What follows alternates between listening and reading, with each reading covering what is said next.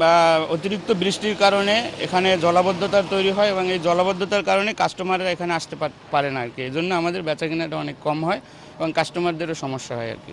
বৃষ্টি হলে আমাকে এই জায়গায় যাতায়াতের সমস্যা হয়, আমাকে এই জায়গায় হাঁটা চলার সমস্যা হয়, মাঝাহুমান পানি থাকে।